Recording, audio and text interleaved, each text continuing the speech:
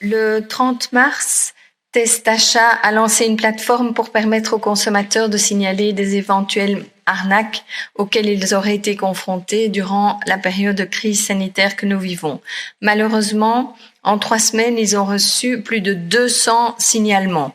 Et parmi ceux-ci, plus de la moitié concernent des hausses de prix de matériel de protection, masques, gel hydroalcoolique et aussi des denrées alimentaires ou des biens de première nécessité.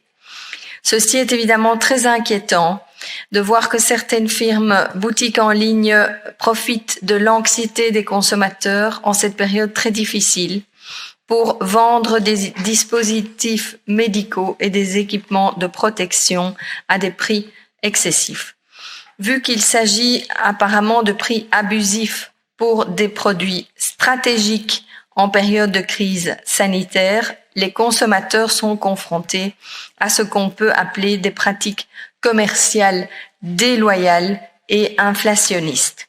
Madame la ministre, pouvez-vous me préciser les moyens dont le SPF Economy dispose pour contrôler ces prix abusifs?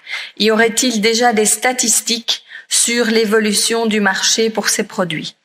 Nous sommes également au courant que l'inspection économique a été informée de prix abusifs concernant la vente de masques et des gels désinfectants et que des procès-verbaux auraient été dressés. Pouvez-vous me préciser dès lors combien de procès-verbaux ont été dressés après la date du 13 mars? Enfin, à un moment où nous aurons commencé le déconfinement et où l'utilisation des masques sera fortement recommandée, nous allons certainement observer à nouveau une demande pour ces produits, une demande croissante, et donc la question devient cruciale.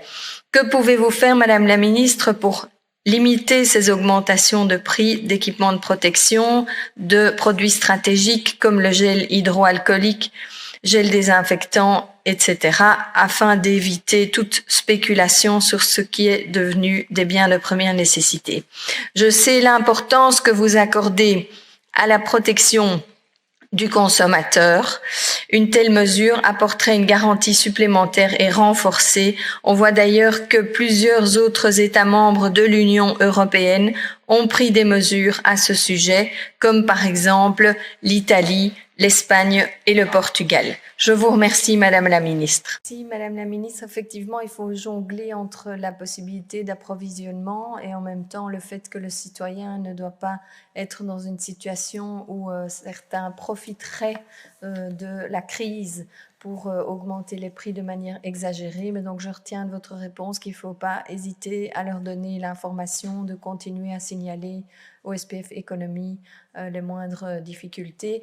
Mais je vous encourage quand même à voir avec vos collègues des autres pays européens quelles mesures ils ont prises et voir si on peut utiliser des best practices chez nous.